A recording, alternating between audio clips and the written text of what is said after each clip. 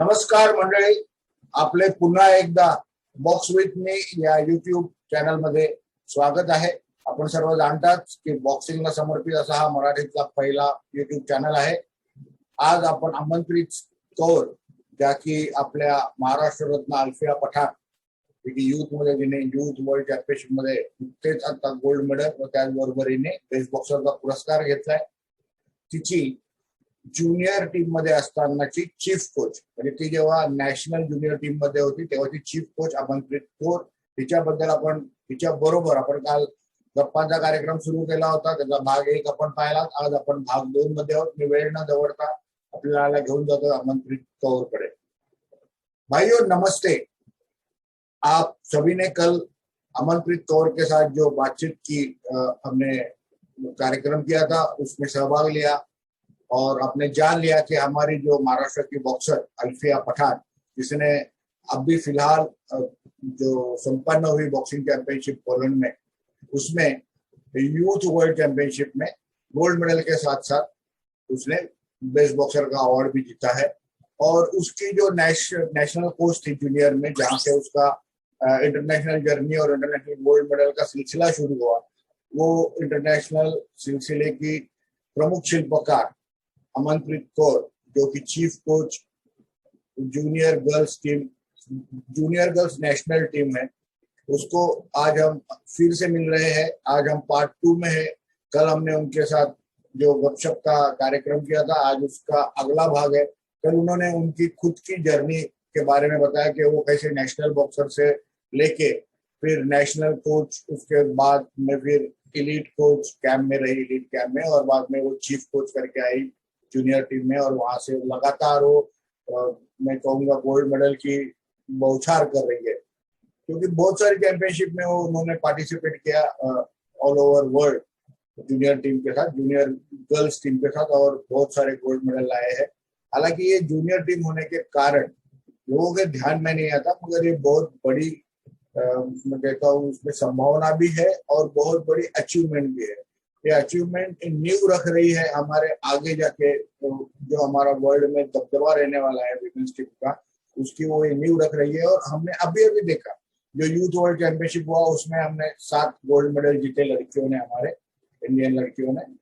वो 7 में से 6 लड़कियां ये जूनियर कैंप में से होके आई है.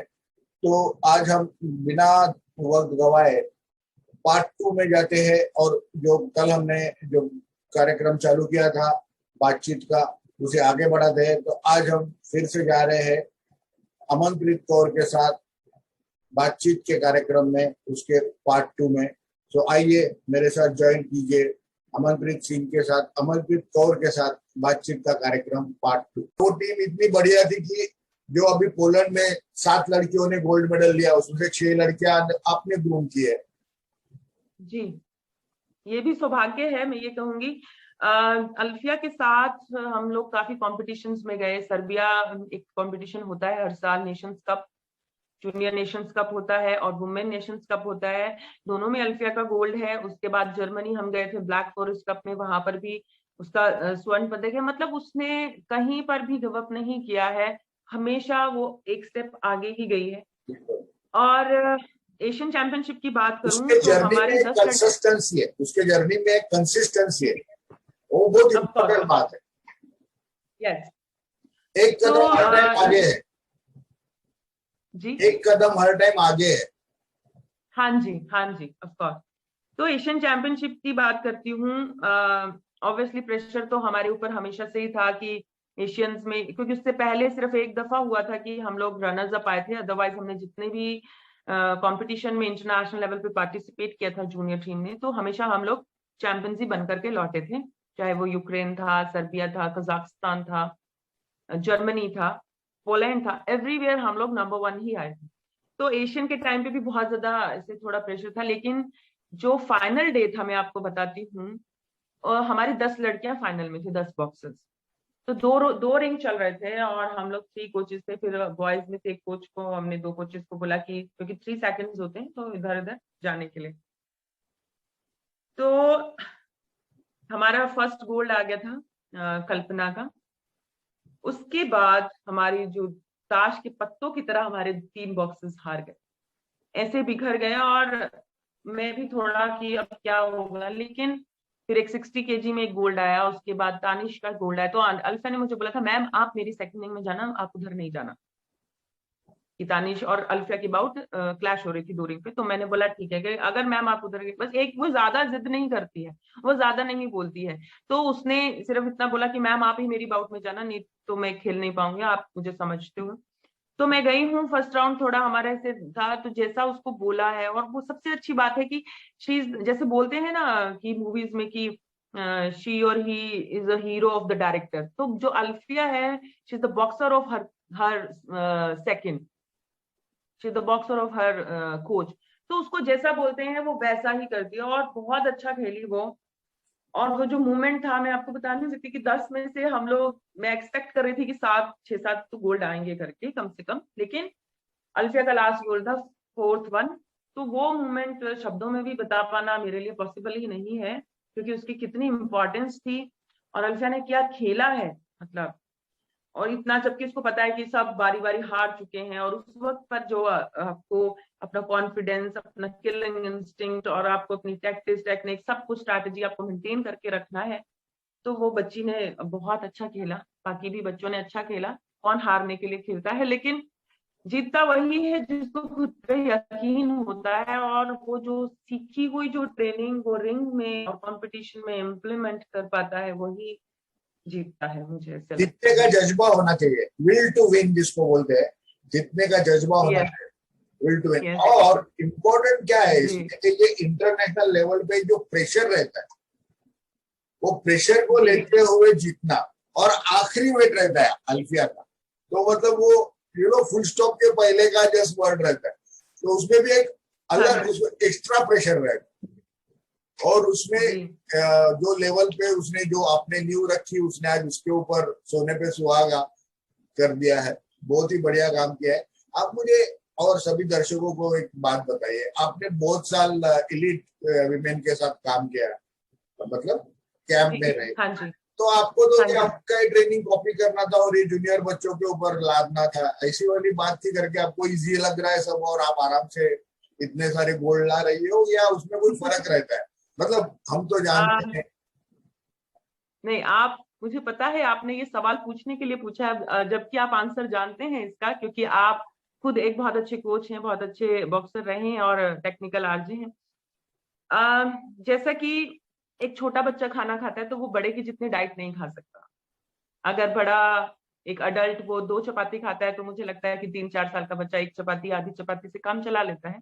उसी प्रकार से पढ़ाई में भी ऐसे होता है कि फर्स्ट स्टैंडर्ड का सिलेबस अलग है, सेकंड का अलग है, थर्ड का अलग है, फोर्थ का अलग है।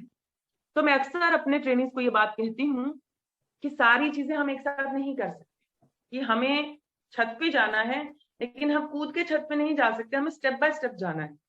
तो जब कैंप में, अब तो खैर खैर खेलो इंडिया का स्कीम हो गया है, तो जब कैंप में बच्चे आते हैं तो वो अलग अलग परिवेश से आते हैं, अलग अलग बेसिक कोच से सीख करके आते हैं, और उनके ऊपर काम करना is a really really tough job, क्योंकि वो उनका पहला पहला एक्सपीरियंस होता है नेशनल कैंप का। उनको मेथोडोलॉजी समझाने में उनका, मैं ये नहीं कहती कि वो अच्छा नहीं सीख के आते, सब बहुत अच्छा सीख करके आते, तभी वो नेशनल कैंप में, और इसके लिए मैं बहुत दिल से सादर धन्यवाद करना चाहूंगी उनके पेरेंट्स का और उनके बेसिक कोचेस का, क्योंकि असली लड़ाई तो उन्होंने लड़ी है बच्चे को घर से ला करके बॉक्सिंग का एबीसीडी सिखाने का। हम लोग तो उसको ग्रूम कर रहे हैं, हम तो उसको तराश रहे हैं, लेकिन असली जो वो खोज करके लाए हैं वो उनका काम है। और अगर भारतीय बॉक्सिंग आज इस मकाम तक पहुंची है तो उन बेसिक कोचेस का बहुत बहुत बहुत बड़ा योगदान, और एसोसिएशंस का भी, क्योंकि वो मौके देती हैं आगे बढ़ने के लिए। तो वापस आती हूँ ट्रेनिंग प्लान के ऊपर। तो छोटे बच्चों को हम 14 से जो 15 साल 16 साल की जो बच्चियां होती हैं, उस टाइम पे वो मेंस्ट्रुएशन से भी गुजर रही होती हैं और होम सिकनेस से भी गुजर रही होती हैं, कहीं पढ़ाई का प्रेशर होता है उनके ऊपर, और कहीं उनको ऐसा लगता है कि पता नहीं ये कोई चीज हमें समझ पाएंगे कि नहीं, क्योंकि इतने जल्दी बॉन्डिंग नहीं बनती है। तो वो सारी चीजें मद्देनजर रखते हुए हमें हर एक बच्चे के ऊपर, जैसे 4 बच्चों के ऊपर एक कोच को लगाना पड़ता है, ताकि वो उनकी प्रॉब्लम्स, उनकी क्वालिटीज, उनकी डिसक्वालिटीज, और किसके ऊपर हमें ज्यादा काम करना है, कि उसकी फिटनेस के ऊपर करना है, या उसके बेसिक के ऊपर करना है, या उसकी जो यू कैन से कि जो उसकी क्वालिटी है, जो उसकी एडवांटेज है कि वो स्ट्रेट पंचेस बहुत अच्छा मारता है, तो उसको ग्रूम करना है। तो उस प्रकार से हम लोग काम करते हैं। 4 से 5 बॉक्सेस एक कोच को दे दिए जाते हैं और हम लोग प्लान करते हैं।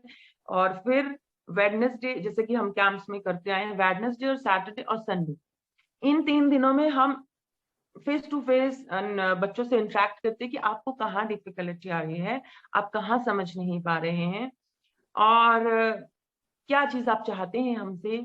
और उनको ये बताया जाता था शुरू दिन से कि आपका ये प्लस पॉइंट है। और उनको डायरी लिखने की मैंने हैबिट डाली थी कि डायरी जरूर लिखना है आपको, क्योंकि ये आपकी धरोहर है। जब आप एक बड़े मकाम तक पहुंचेंगे तो आपको कई ऐसे हैप्पी, सैड और सीखने वाले लर्निंग ऐसे मोमेंट्स होंगे जो आप रिकॉल नहीं कर पाएंगे, ना ही आपके फोन में, ना ही आपके दिमाग में। लेकिन अगर आपके पास डायरीज होंगी तो आपको वो चीजें याद रहेंगी प्रोग्रेस करने के लिए, इम्प्रूव करने के लिए।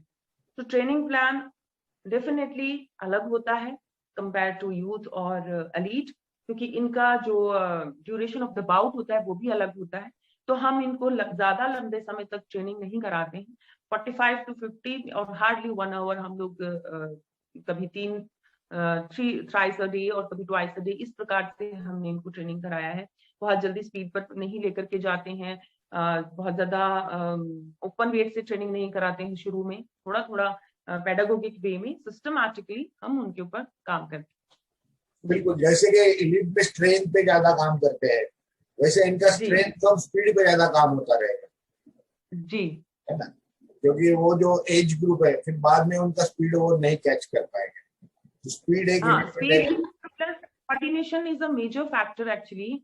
क्योंकि अगर आपकी बॉडी कोऑर्डिनेट नहीं होगी तो आप जो एक 1 to 1 नेक टू नेक जो हम पंचेस करते हैं, और हमें कितना sense of distancing between the your opponent, वो हमें समझाना उसको बहुत जरूरी है। कोऑर्डिनेशन, फ्लेक्सिबिलिटी, एजिलिटी, एवरीथिंग धीरे धीरे हम उस चीज पर काम करते हैं। कोऑर्डिनेशन भी बहुत इंपॉर्टेंट है। आपने बात करते करते मेंस्ट्रुएशन का भी उल्लेख किया था। वो एक एज जी रहता है वहां पे जब शुरुआत होती है बच्चों को, और उनको तकलीफ बहुत होती है। जी तो उस टाइम कोई हमारे यहाँ पे बच्चा ट्रेनिंग नहीं करती है या ऐसा कुछ होता है, तो आप कैसे हैंडल करते हो वो चीज को? और एक बात उसके साथ साथ, अभी आप इतने सारी चैंपियनशिप को बच्चों को लेके जाते हो तो फॉरेन कंट्रीज में, तो उनका नॉन प्रेगनेंसी डिक्लेरेशन आपको साइन करवाना पड़ता होगा पेरेंट्स से। तो जी वो आप कैसे मैनेज करती हो, और वो कितने दिन तक चलता है? क्या एक ही बार करा लिया फिर आप सब चैंपियनशिप करते रहते हो, क्या होता है प्रोसीजर? नहीं नहीं, मैं बारी बारी से आपके दोनों क्वेश्चंस पे आती हूँ। जी पहले वयस्क मेंस्ट्रुएशन की बात करती हूँ। क्या होता है कि फिजिकली तो चेंजेस होते ही होते हैं। सबसे ज्यादा जो चेंजेस होते हैं वो मेंटली होते हैं। क्योंकि वैसे तो हम, हमारे जो साइकोलॉजिस्ट हैं टीम में, और फिजियोथेरेपिस्ट भी हैं, डॉक्टर्स भी हैं, हम उनके भी सेशंस कराते हैं बच्चों के साथ। बट मुझे जहां तक लगता है कि सबसे ज्यादा जो करीब होता है बच्चे के, वो उसके पेरेंट्स और उसके कोचेस होते हैं। तो उस वक्त उनको एक मेंटल सपोर्ट की बहुत ज्यादा जरूरत होती है। जब अगर आप फर्स्ट टाइम आते हैं या फिर रेगुलर आना शुरू हो गया है, तो कईयों को बहुत ज्यादा पेन होता है, कईयों को नहीं होता है।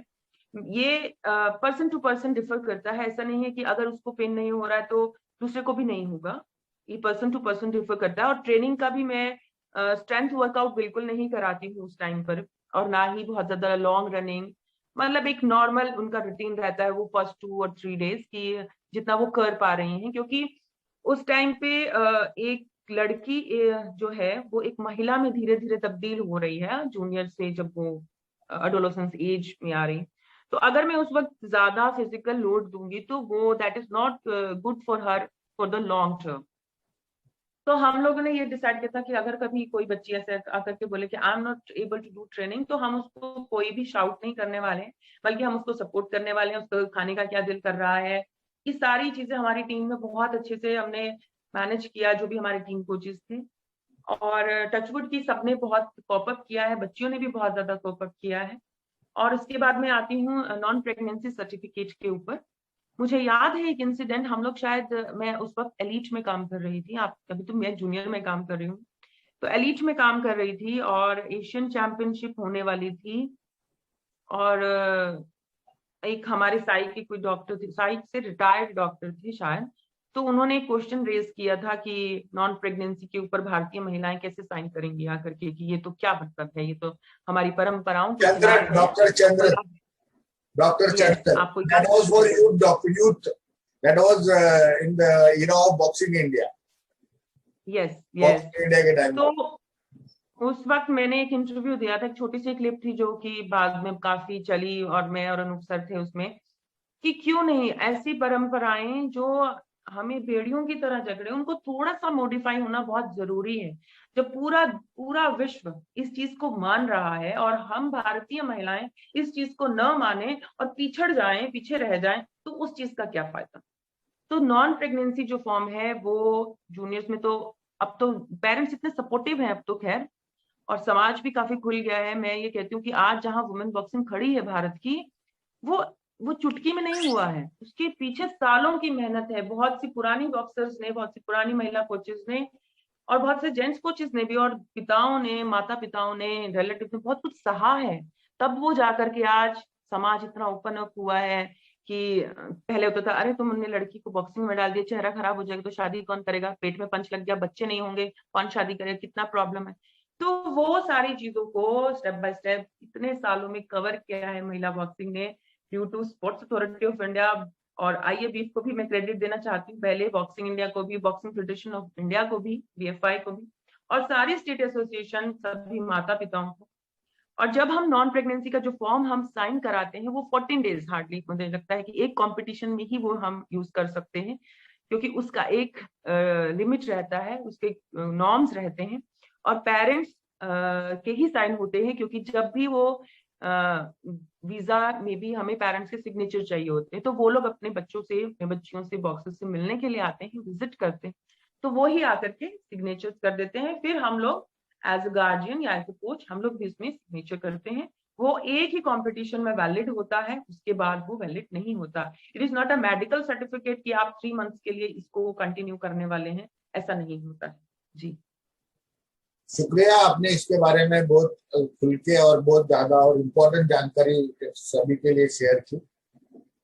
अभी अल्फिया जब आपके साथ जूनियर के ट्रेन किया करती थी, आपके साथ जूनियर में उन्होंने ट्रेन किया, तो आपने उसको ट्रेन किया और फिर बाद में वो यूथ में चली गई, है ना?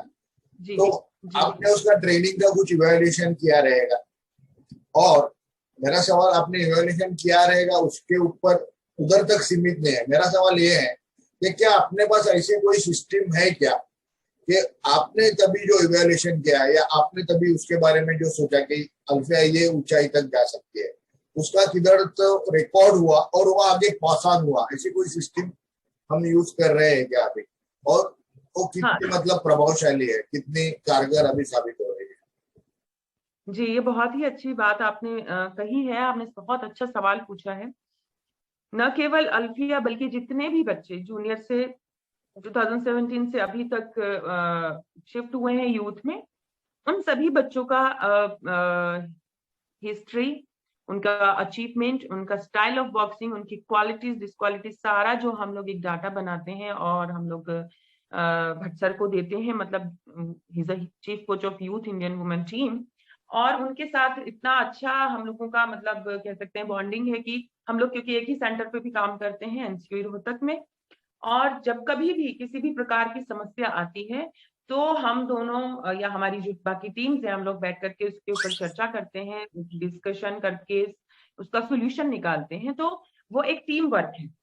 बिल्कुल। अगर मैं ये कहूँ कि नहीं, मुझे मुझे नहीं देना है डाटा, तो उससे क्या होगा कि वो डाटा वो ले लेंगे, ऐसा नहीं है कि वो खुद, लेकिन उसमें 4 से 5 महीने का वक्त उनको लग जाएगा समझने में बॉक्सर का क्या है। तो हम आपस में बात करते हैं और समझाते हैं, समझते हैं। उनके स्पारिंग के टाइम पे कई बार मैं मौजूद होती हूँ यूथ के, जब बच्चे होते हैं। और मुझे एक इंसिडेंट आपको बताती हूँ, भट्ट सर की का बड़प्पन है ये, कि जनवरी में जब एनसीयू रोहतक स्टार्ट ही हुआ था, अक्टूबर में स्टार्ट हुआ था, तो मतलब हम लोग इतना मिलकर के काम करते हैं कि एक हमारी बॉक्सर है विनका, उसकी दादी एक्सपायर हो गई थी जनवरी में, और मैं उस वक्त पे बाहर रह रही थी। तो भट्ट सर ने मुझे ऐसे बोला कि फोन आया उनका कि वो बहुत ज्यादा सैड फील कर रही है, और क्योंकि वो आपके पास इतना टाइम रही है, तो आप आकर के उसको थोड़ा कंसोल करें। तो अगर भट्सर या उनकी जगह कोई मतलब और होता तो हो सकता कि क्यों एक जूनियर कोच को ला करके क्यों बच्चे के ज्यादा क्लोज किया गया, but he is not like that. तो उन्होंने ये सोचा कि टीम के लिए क्या इंपॉर्टेंट, तो we all are working for the team. और हम अपने जो पर्सनल इश्यूज हैं या पर्सनल कोई हमारी मतलब चीजें हैं, हम उसको साइड में रख के we are working for the team, we are working for the country. And देखिए उसका रिजल्ट भी इतना अच्छा आया है कि भट्सर ने जो इतने सालों से, ऑब्वियसली पहले भी गुवाहाटी में भी उनके बहुत अच्छे रिजल्ट आया था। तो वो उनका एक नेचर है कि वो मिलकर के काम करते हैं, वो अपने आप ही नहीं चलते हैं, वो सबको लेकर के कि अल्फिया के बारे में बताइए या विनका के बारे में या अरुंधति की क्या क्वालिटीज है, वो क्या सुनना पसंद करती है सेकंडिंग के टाइम पे। ऐसा नहीं कि वो डिस्कवर नहीं करेंगे, वो उनमें कैपेबिलिटी है, बट वही मैंने कहा कि उसमें समय लग जाएगा और हो सकता है कि उसका कुछ ना कुछ हमें भविष्य में लॉस होता, तो इसलिए हम लोग बहुत काम करते हैं मिलकर। जी दोस्तों, आपने सुना अभी तक अमनप्रीत जी को, जो कि चीफ कोच है जूनियर इंडियन बॉक्सिंग टीम की गर्ल्स की, और बहुत ही प्रभावशाली कोच है जिसका बच्चों के ऊपर भी प्रभाव है। और बार बार उन्होंने बातों में एनसीओसी के बारे में बताया, जो कि national centre of excellence, boxing का national centre of excellence Rohtak में है। वहां पे वो अभी फिलहाल वहां पे उसकी सर्विस है, वहां पे उसका ड्यूटी है। और बॉक्सिंग के बारे में उसने बहुत कुछ चीजें बताई। मैं आपको उसकी थोड़ी चीजें बताऊँ तो जब मैं रोहतक जाता हूँ तो कोई भी चैंपियनशिप रहने दे, तो फिर लड़कियों की हो या लड़कों की, उसमें इसका रोल इतना इम्पोर्टेंट रहता है। उसको पूरा मैनेज करना, गेस्ट को मैनेज करना, ओपनिंग एड्रेस करना, क्लोजिंग एड्रेस करना, बहुत सी चीजें वो जिम्मेवारी लेती रहती है अलग अलग कोचिंग के सिवा, और बहुत खूबी से निभाती भी रहती है। तो अभी हम थोड़ा जानते हैं उसके बारे में पर्सनल। अमन जी, हमें आप ये बताइए कि जो बाकी लोग नहीं जानते कि अमनप्रीत के पास ये भी चीज है अलग से, ऐसी क्या खूबी है आपकी जो अभी तक बाकी लोगों को मालूम है? मुझे तो ऐसा कुछ लगता नहीं, मुझे लगता है कि जो भी मैं हूँ शायद सब लोग जानते होंगे, ऐसा तो मुझे कुछ, हाँ घर एक मदर हूँ, बच्चे के साथ टाइम स्पेंड करना बहुत अच्छा लगता है और अभी तो लॉकडाउन में ज्यादा मिल रहा है। और मदरहुड मैं हमेशा से चाहती थी, थोड़ा लेट मिला है, लेकिन ये कि मदरहुड मुझे हमेशा से ये था कि मुझे माँ बनना है। घर पे काम करना जो आम गृहिणियां करती हैं वो भी पसंद है, खाना वगैरह, बाकी तो क्या कहूँ। आपका ये जो जी माँ बनने की इच्छा थी, इसलिए आप इतने सारे बच्चों की माँ बन के उनका रोल निभा रही हो और आगे भी निभाती रहोगी, और उसके लिए आपको ढेरों शुभकामनाएं। अभी हम आखिरी सवाल पे आए हैं। आपको हम आखिरी सवाल, बहुत सारे दर्शक और उसमें कोचेज ज्यादा है जो सुन रहे हैं, वो जानना चाहते हैं कि जूनियर बच्चों को या जूनियर बच्चियों को ट्रेन करने की कुछ आपसे टिप्स, एक या दो टिप्स। जूनियर के साथ में सब यही देखिए, वैसे तो आप सब अपने आप में बहुत होनहार हैं, बहुत रिस्पेक्टेबल हैं और सभी को मेरा प्रणाम है पहले तो। आ, हमें पेशेंट रहना चाहिए, मुझे ऐसा लगता है, क्योंकि जैसा मैं एक छोटे बच्चे की माँ हूँ, 4 साल का मेरा बेटा है और वो मुझे रोज कुछ ना कुछ सिखा जाता है। लेकिन जिस प्रकार आपकी माँ, जब आपको अगर थोड़ा सा भी बचपन याद हो तो खाना खिलाने के लिए या अच्छे कपड़े पहनाने के लिए या नहलाने धुलाने के लिए आपके पीछे लगे रहती थी, नहीं नहीं नहीं चलो, चाहे आप कितना भी मना करें, लेकिन वो आपको सिखा करके छोड़ती थी कि नहीं नहाना है, नहीं खाना है, ये पीना है, तुमको दूध पीना है, जो भी। तो उसी प्रकार से बिना आपा खोए, ये प्लस ये चीज है कि बिना आपा खोए, बिना गुस्से में आए, क्रोध में आए, वो आपके पीछे आपके माता पिता लगे रहते थे जब तक कि वो चीज ना कर लें, जैसे आपको खाना ना खिला दे, लाइक दैट। तो इसी प्रकार से जूनियर जो बच्चे हैं वो बहुत ही सेंसिटिव होते हैं, क्योंकि वो धीरे धीरे बड़े हो रहे होते हैं। तो समटाइम्स कोई उनको बोलते तुम तो बच्चे हो, समटाइम्स कोई उनको बोलते हैं कि तुम तो बड़े हो गए हो। तो वो उस चीज से, वह संधि से वो गुजर रहे होते हैं, एडोलेसेंस एज से। तो हमें उनके साथ बहुत ज्यादा पेशेंट रहना है। हो सकता है किसी की ग्रास्पिंग पावर बहुत ज्यादा अच्छी हो, वो जल्दी सीख ले, तो don't try to compare any boxer to any one, क्योंकि हर एक इंसान में, हर एक बॉक्सर में अपनी एक अलग काबिलियत होती है। हो सकता है कोई डिफेंस में अच्छा हो सकता है कोई फिटनेस में अच्छा हो, और अभी तो हम उनका बेस बना रहे हैं। और अगर अभी हम बहुत ज्यादा गुस्सा कर देंगे तो वो इतना निखर के नहीं आ पाएंगे। गुस्सा करना जरूरी है, डांटना जरूरी है, लेकिन फिर भी पेशेंट कि हाँ आज नहीं तो कल धीरे धीरे ही वो सीखेगा। और एक और चीज मैं कहना चाहती हूँ कि बच्चे का जो परिवार है, जो बैकग्राउंड है, वो भी बहुत ज्यादा इम्पोर्टेंट होता है। तो उनके पेरेंट्स को जरूर बताइए कि ट्रेनिंग के बाद उनको रेस्ट कितना जरूरी है, या उनके लिए कैसी डाइट ज्यादा जरूरी है। हो सकता है, मेरे साथ ऐसा हुआ है तो बोल रही हूँ, हो सकता है कि कई बच्चों की स्थिति अलाउ ना करे बहुत अच्छी डाइट के लिए, तो हमें उसी प्रकार से उनको लोड देना चाहिए, मुझे ऐसा लगता है। और दूसरा, कम्युनिकेशन, हमेशा बच्चे के साथ कम्युनिकेशन करते रहना चाहिए कि क्या सीख रहा है, कितना समझ में आ रहा है। क्योंकि कोच जो है वो एक ब्रिज का काम भी करता है, एक मेंटोर का काम करता है, साइकोलॉजिस्ट, फिजियोथेरेपिस्ट और फ्रेंड, मदर, फादर, सब बहुत सारे रोल हैं, जैसे कि आपने पहले भी बताया।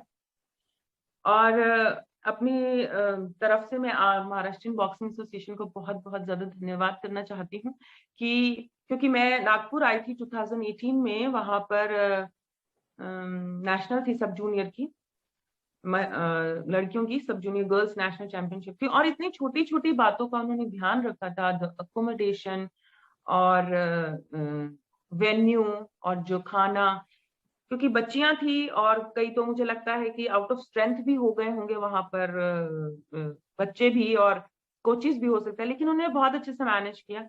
और यही सारी चीजें बॉक्सर को मेडल तक लेकर के जाती है, आपकी सोच कि आप छोटी छोटी बातों पे हाइपर नहीं होते हैं, आप हमेशा कोऑपरेट करते हैं। तो मिलन सर, आपको तो मैं बहुत पहले से जानती हूँ, 2001 से शायद, और हमारा साथ अभी तक बना हुआ है। और गौरी मैम है जो, उनसे भी मैं ऐसे कहूंगी कि जब मैंने रेफरिंग की शुरुआत की थी तो बहुत कुछ सीखा था मैंने उनसे। आपसे भी, आपने भी हमेशा मुझे कॉन्फिडेंस मेरा बूस्टअप किया है। मिस्टर सोनू टाक है, मिस्टर राकेश तिवारी जी हैं, और मिस्टर जय कोहली जी हैं, और मिस्टर गणेश पुरोहित जी, जो कि अल्फिया के बेसिक कोच हैं, जिन्होंने इतनी टैलेंटेड बॉक्सर को निखारा है, यहाँ तक लेकर के आए हैं। उनका बहुत बहुत बड़ा योगदान है, उसके पेरेंट्स का, और एक एक इंसान का जो कि प्रत्यक्ष और अप्रत्यक्ष रूप से इस मेडल जर्नी में जुड़ा है। सभी का बहुत धन्यवाद। और बीइंग अ कोच, अगर मैं बात करूं, एक छोटी सी बात कि फैमिली का बहुत बड़ा रोल रहता है आपके खड़े रहने में। जैसे कहते हैं कि आप पे कोई बिलीव करे तो आप कहीं पर भी पहुंच सकते हैं।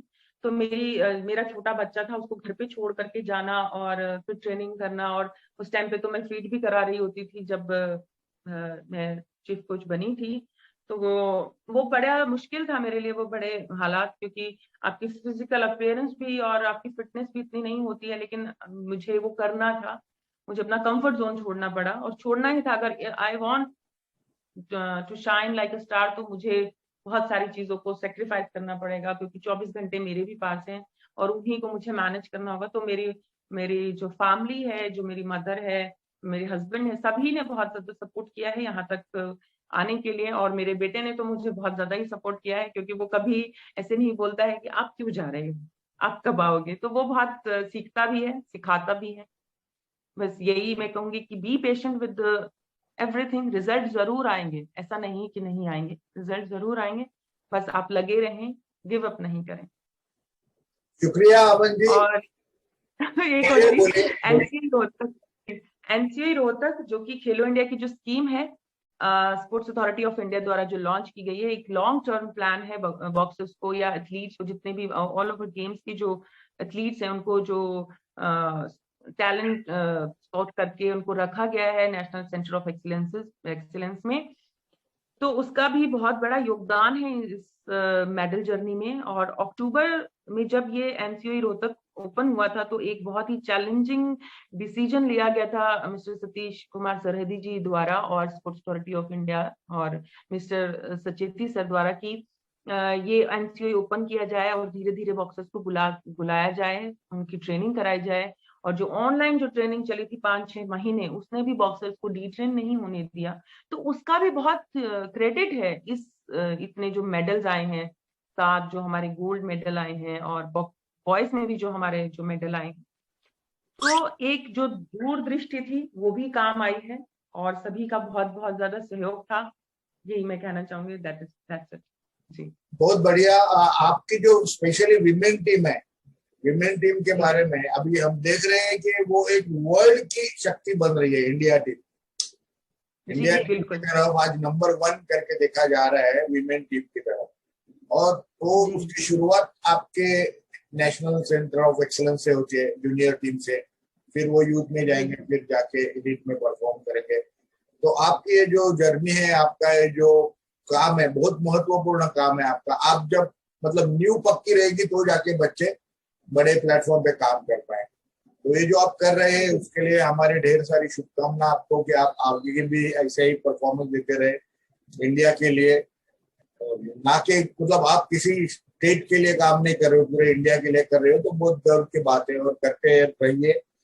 और आप आज समय निकाल के चैनल पे आई बॉक्स विथ मी, इसके लिए भी हम आपसे बहुत सारी मतलब आपकी शुभकामना के साथ साथ आपका हम आभार व्यक्त करते हैं। और जी अगले अगले पड़ाव के साथ आप जब अगली कुछ ऐसी आप अचीवमेंट करेंगे तभी भी हम वापस आपको बुलाएंगे। इसके साथ ही आज का हम ये जो बात करने का सिलसिला था यहाँ पे खत्म करते हैं। थैंक यू वेरी मच दोस्तों। ये थी Amanpreet Kaur, chief coach national junior girls team, जो कि अभी एनसीओसी यानी national centre of excellence Rohtak में कार्यरत है। बहुत ही सुशील सज्जन सुंदर ऐसे हमारी ये जूनियर बच्चों की कोच, बहुत ही केयरिंग नेचर की, बहुत ही बढ़िया काम कर रही है वहाँ पे सेंटर पे, और बहुत अच्छी रिजल्ट्स दे रही है इंडिया के लिए। उसने जो दो चार चीजें नहीं बताई खुद के बारे में, वो मैं आपको बताना चाहता हूँ। मतलब आदमी कैसे, टैलेंटेड आदमी कैसे सोचता है, कैसे काम करते रहता है। अभी कोरोना काल चल रहा है, सब जगह प्रॉब्लम चल रहे हैं, और आप जानते हैं बहुत से बच्चियां उनके टीम की अभी घर पे बैठे हैं लॉकडाउन की वजह से। तो वो बच्चियां मोरली उनका डी ट्रेनिंग की वजह से डाउन ना हो मोरल, या उनका इंटरेस्ट ना निकल जाए, या उनका जो डी ट्रेनिंग होता है वो ना हो जाए, क्योंकि ऑनलाइन ट्रेनिंग तो कराते ही है। उसके बावजूद अमनप्रीत कौर क्या करती है, वो बच्चों के साथ मतलब कम्युनिकेशन तो रखती है और उनको मोटिवेट करती रहती है कि भाई तुम आज एक्टिविटी में क्या करो, तो मास्क बनाओ, मास्क बनाए तो उसका वीडियो डालो, फिर या कुछ समझो किचन में जाओ, मम्मी को कुछ हेल्प करो, या कुछ सब्जी वगैरह बनाओ, अलग से डिश बनाओ, उसका वीडियो डालो। तो एक बच्चे भी इंगेज रह जाते हैं, इससे जुड़े भी रहते हैं। और ये क्रिएटिविटी, ये कल्पक का कोच में होना बहुत जरूरी है अपने टीम के साथ। मतलब अपने, मैं जानता हूं कि कोच का और बच्चों का एक रिलेशन माँ बाप के रिलेशन को नहीं हम उससे कंपेयर कर सकते, पर एक ऐसा अलग रिलेशन है कि वो बराबर दिल की बात जानने लगते हैं, और वही रिलेशन, वही ना जो रिलेशन बनता है वो आगे जाके बहुत वंडर्स कर देता है। अभी आपने देखा कि अमनप्रीत ने जो उसके डेडिकेशन से, उसके टैलेंट से जो टीम बनाई, जो उनके रिजल्ट्स है उसके बारे में बताया। काफी सारे गोल्ड मेडल जूनियर टीम ने जीते हैं। जैसे मैंने कहा शुरू में कि गोल्ड मेडल की बौछार करवाई है, वो बात बिल्कुल सच है। और आगे जाके भी ये सिलसिला जारी रहेगा, क्योंकि जो अभी अपने पास खेलो इंडिया की वजह से भी जो क्वालिटी टीम आ रही है, क्योंकि खेलो इंडिया और स्कूल बॉक्सिंग की वजह से बॉक्सिंग हर कोने में इंडिया के पहुंच गया, और वहां से टैलेंट बाहर के निकल के आ रहा है। उसको अभी टैलेंट सर्च में भी अमनप्रीत का बहुत बड़ा हाथ रहता है कि सही टैलेंट को ढूंढना और उसको जूनियर टीम में लेना, और उसको वहां तराशना, और आगे जाके उनको इंटरनेशनल बॉक्सर बनाना। अगर हम जूनियर में अच्छे अच्छे इंटरनेशनल बॉक्सर पाते हैं कंटिन्यूअसली, तो आगे जाके हमको यूथ में भी उनको फायदा होने वाला है, और आगे जाके शायद वो एक दूसरे को कॉम्पीट करके और हमारी एलीट टीम बेहतर बनाएंगे। तो ये थी आज की अमनप्रीत जी की हमारी जो हमारा गपशप का सिलसिला कल से चल रहा था वो आज खत्म हुआ, और उसने जो मैसेज दिए वो भी सारे काफी अच्छे मैसेज थे एक गपशप में। कारण ये था उसका कि हमारी जो महाराष्ट्र की लड़की अल्फिया पठान है, उसने अभी गोल्ड मेडल जीता यूथ में, उसी बहाने हमने उनसे मुलाकात की थी। और उसी के साथ साथ जो और 6 लड़कियों ने भी जीता था, और वो सब ये जूनियर कैंप में से आई थी। ये जर्नी आपने भी अभी जान ली। तो अगर आपको ये बातचीत अच्छी लगी हो, ये वीडियो खत्म करने से पहले, पार्ट 2 खत्म करने से पहले मैं एक बात कहना चाहता हूँ। मेरी कौम को तो आप सब लोग जानते हैं, और सब लोग का जो हमारे भारतवासियों का मान बिंदु है, ऐसा कहने में गलत नहीं होगा। तो ये जो हमारी मेरी कॉम है, ये 2000 से बॉक्सिंग कर रही है, अब सब लोग जानते हैं, अबाउट उसी टाइम से बॉक्सिंग कर रही है, और वो तभी से वर्ल्ड चैंपियनशिप और उसमें पार्टिसिपेट कर रही है। और आज 21 साल, शादी हो गई, उसके बच्चे हो गए, 3 बच्चे हैं, आप जानते हैं, ट्विन है। तो वो सब होके भी आज वो परफॉर्म कर रही है। आज वो नेशनल टीम को रिप्रेजेंट करते हुए कैप्टन करके एशियन बॉक्सिंग चैंपियनशिप में गई है दुबई। और हम बहुत उम्मीद रखते हैं कि वो भी वहां से आएंगे तो ढेर सारे मेडल लेके आएंगे, वो जो टीम गई है। अभी जो मतलब इतने साल खेल सब कंटिन्यूअस खेलना विमेन के लिए बहुत डिफिकल्ट है, और वो डिफिकल्टी के बारे में भी अमनप्रीत ने बात की बीच में। आपने देखा रहेगा कि वो बच्चे के बारे में, फिर वो बच्चे को फीड करते हुए कैसे ट्रेनिंग करना पड़ता था, वो सब उसने बताया, जो कि काबिले तारीफ है। और वो दिखाता है उसकी डेडिकेशन को, और at the same time caring nature, mother nature को भी दिखाता है। तो जैसे आज मेरी कॉम का नाम है बॉक्सिंग वर्ल्ड में एज अ बॉक्सर, तो मैं एक बात कहने जा रहा हूं, याद कीजिएगा उसको आगे जाके, कि अमनप्रीत जो है वो मेरी कॉम जैसा as a women coach India की करके रिकॉर्ड बनाने जा रही है, जो आगे जाके याद किया जाएगा कि अमनप्रीत का लॉन्गेस्ट सर्विस का, और साथ ही ये जो मेडल की नींव रखी है छोटे बच्चों से लेके, ये याद किया जाएगा। इसी के साथ ये जो हमने बातचीत का सिलसिला जारी किया था अमनप्रीत के साथ, तो समाप्त होता है। अगर आपको ये चैनल बॉक्स विद मी अच्छा लगा हो, इसके जो कंटेंट आपको अच्छे लगे हो, तो उसको जरूर लाईक कीजिएगा, शेअर कीजिएगा, और सबस्क्राईब भी जरूर कीजिएगा। तर मित्रांनो, ही होती आपल्याबरोबर अमनप्रीत कौर, जिने ज्युनियर नॅशनल टीम मध्ये आपल्या महाराष्ट्र रत्न अल्फिया पठाणला घडवलं। अल्फिया पठाणने ज्युनियर नॅशनल टीम साठी म्हणजेच भारतासाठी अनेक गोल्ड मेडल जिंकली, हंगेरीला, पोलंडला, जर्मनला, वेगवेगळ्या ठिकाणी तिने जिंकले। आणि त्या सर्वांमध्ये तिची जी चीफ कोच होती अमनप्रीत, तिने आज तिचं स्वतःबद्दल, ज्युनियर टीमच्या जडणघडणीबद्दल, त्यांचे येणारे जे नैसर्गिक प्रॉब्लेम आहेत त्याच्याबद्दल, मानसिक प्रॉब्लेम बद्दल, अशा एक ना अनेक विषयाबद्दल तिने थोडक्यात माहिती दिली। आणि आज आपण या गप्पांच्या कार्यक्रमाचा भाग 2 ची समाप्ती करत आहोत। हा जर आपल्याला कार्यक्रम आवडला असेल तर याला आपण लाईक करा, आपल्या मित्र परिवाराबरोबर शेअर करा, या चॅनलला सबस्क्राईब करा, आणि या चॅनलची व्याप्ती अजून वाढवा। हा आपला चॅनल आहे, महाराष्ट्रातल्या कोच, बॉक्सर, पालक, शाळेतले शिक्षक, अशा विविध आस्पेक्टसाठी आपण हा चॅनलची आपण निर्मिती किंवा सुरू केलेला आहे असं आपल्याला म्हणता येईल। आणि ह्या चॅनलला जेवढं आपण सबस्क्राईब कराल तेवढं आम्हाला देखील ह्या चॅनलमध्ये नवीन नवीन कंटेंट टाकण्यामध्ये इंटरेस्ट येईल। कालच मी याच्यावर नवीन जो नियम आला आयबाचा, बाउट रिव्ह्यू रिक्वेस्टचा, नियम क्रमांक 20, त्याच्यात जी दुरुस्ती झाली आहे त्याच्याबद्दलचा एक छोटा व्हिडिओ टाकलाय, तो देखील बघायला विसरू नका। तर आज मी आपली रजा घेतो। जय हिंद, जय महाराष्ट्र। भेटूयात पुढच्या शनिवारी आणि रविवारी रात्री 9 वाजता मराठीत समर्पित बॉक्सिंगला जो चॅनल केलाय आपण, त्याच्यामध्ये बॉक्स विथ मी मध्ये। जय हिंद, जय महाराष्ट्र।